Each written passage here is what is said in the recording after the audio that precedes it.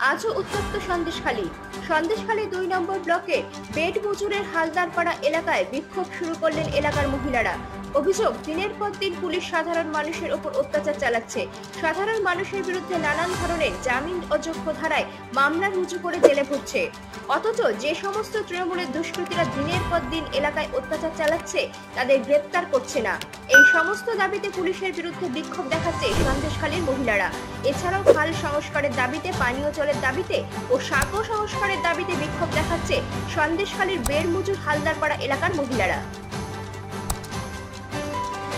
এই জায়গায় যে ভাঙচুর, লুটপাট, বিঘাকে বিঘা জমি লুটপাট করেছে, এখনো তাদের কেন ধরা হয়নি? আমরা তার জন্য এখানে বিক্ষোভ করতে এসেছি। কেননা এটা হবে কেন? আমাদের ঘরে ঘরে নল দিয়েছে, কিন্তু জলের কোনো ব্যবস্থা নেই। আর আমরা এখানে বাচ্চা কাচ্চা নিয়ে, আমরা সাঁকো স্কুল সামনে আছে, যার কারণে এখান থেকে পারাপার হতে পারে না। বৃষ্টি হলে আমাদের জীবনের ঝুঁকি না যাতায়াত করতে হয়। কেন এই সাঁকোটা এখানে মেরামত করা হয় না?